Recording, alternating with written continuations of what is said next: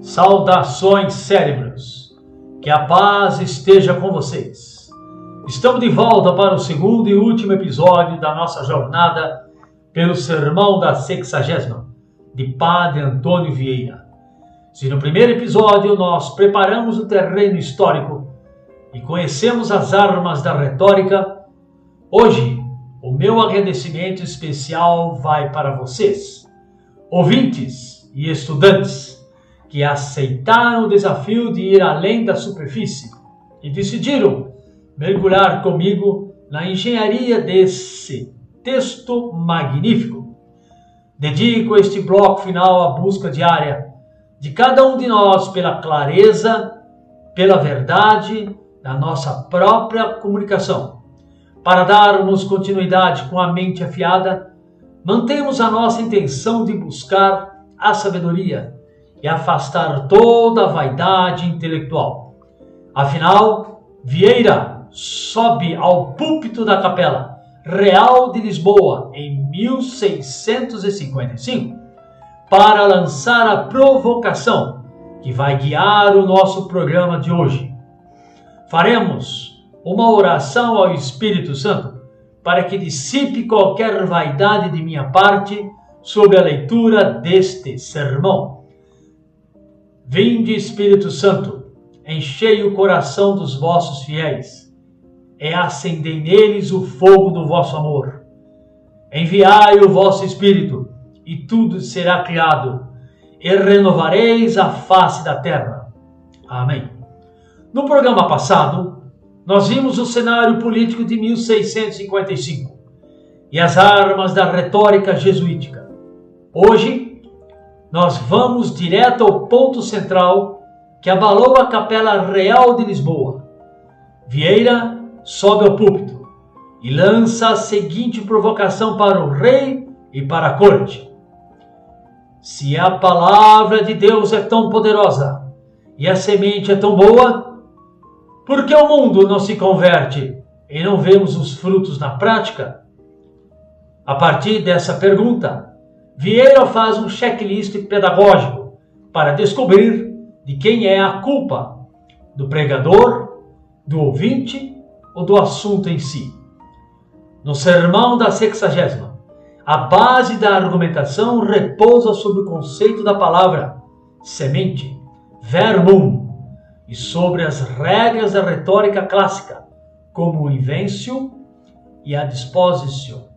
Optamos pela opção clássica, focada na hermenêutica, que diz a seguinte frase: ao debruçar-me sobre o latim, sigo a linha metodológica e a economia argumentativa que o padre Antônio Vieira estabeleceu no Sermão da 60ª.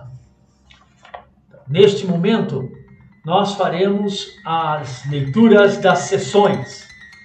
O livro é dividido em 10 sessões. Nós temos sessões de arquitetura e do ofício, sessão 1.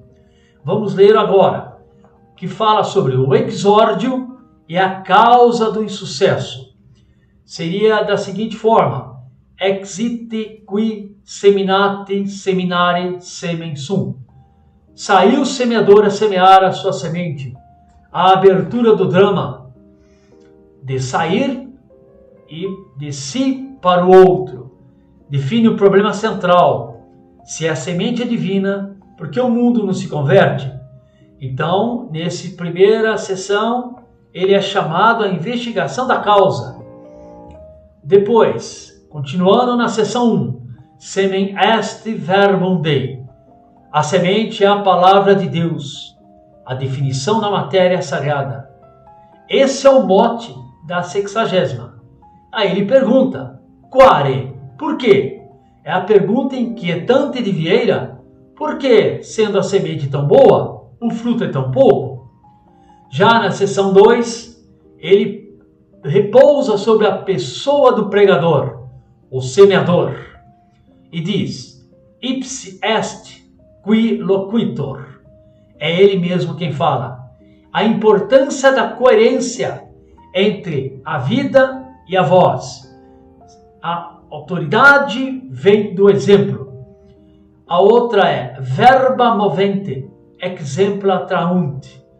As palavras movem, os exemplos arrastam.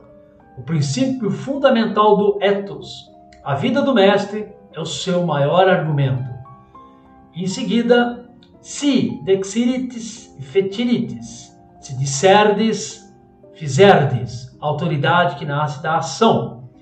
Na seção 3, a semente, a pureza da doutrina, semen sum, a sua semente. Vieira enfatiza que a semente deve ser de Deus, não invenções humanas ou vaidades do orador. Não se deve semear ideias próprias ou vaidades, mas a palavra pura, sem os excessos da sabedoria humana. Na seção 4, o terreno, o coração do ouvinte, aliude ceditide, secus viam, supra petram, inter espinas. Diz, uma parte caiu à beira do caminho, sob a pedra entre os espinhos. As 3 resistências, a distração, a dureza de coração e as ocupações do mundo. E por último, in terram bonam, em terra boa. Significa que o objetivo da nossa busca é o coração disposto a ouvir e a mudar.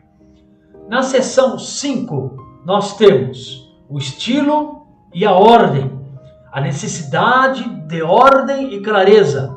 Um sermão deve ser um corpo vivo, com harmonia entre as partes e não amontoado de conceitos.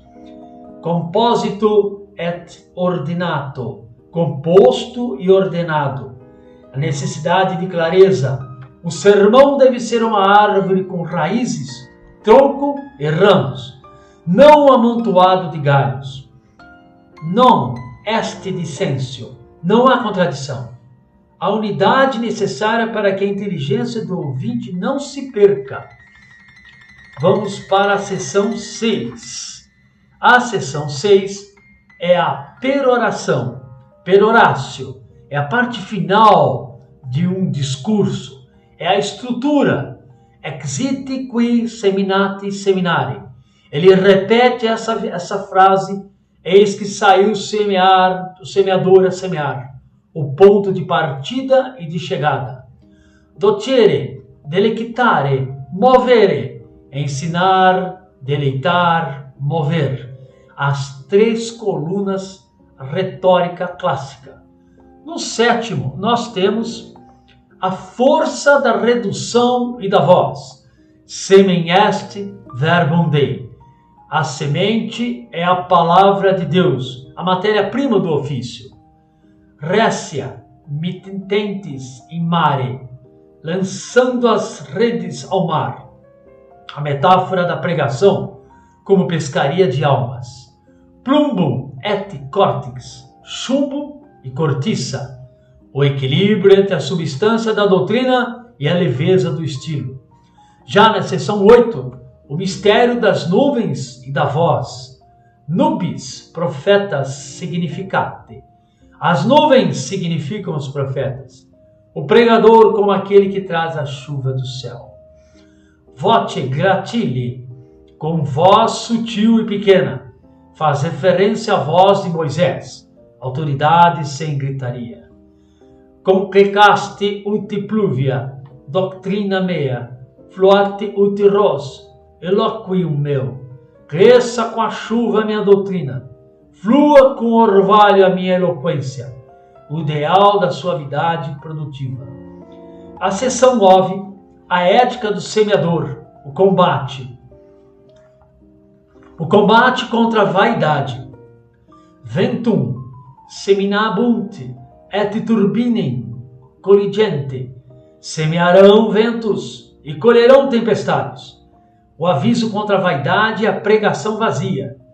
Em seguida ele diz, qui habite sermone meu, loquator sermone meu veri.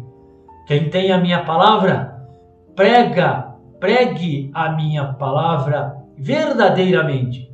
O chamado à integridade total. Mitti te deorsum, lança-te daqui, a tentação do demônio, o perigo do orgulho no púlpito. E a seção 10, a última, o julgamento e o fruto final. Per infamiam et bonam fama. Pela má fama e pela boa fama. A constância do mestre diante da opinião do mundo. É um desfecho existencial.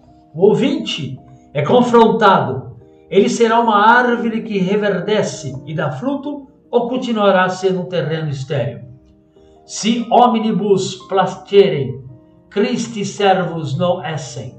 Se eu agradasse aos homens, não seria servo de Cristo. A escolha entre aplauso e a verdade. Spectaculum fati, sumus Deo, angelis et omnibus. Fomos feitos espetáculo para Deus, para os anjos e para os homens. A dimensão cósmica da nossa visão. Vé, mi, quia, tacui. Ai de mim, porque me calei. A urgência de não omitir a verdade. O silêncio é uma falha trágica. E assim encerra-se o ciclo da 60ª. São 10 sessões, as quais coloquei as partes mais importantes e tentei colocar à disposição a retórica que ele utiliza, utilizando-se como base os vernáculos em latim. Vieira encerra sua argumentação mostrando que a palavra de Deus deve funcionar como um espelho.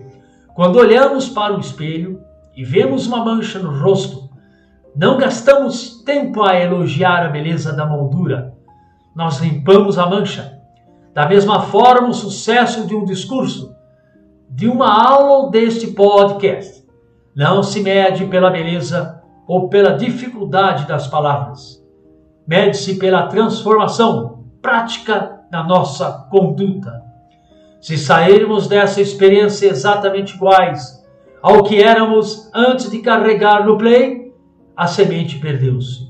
Por isso, o meu convite final é para que examine o seu próprio terreno.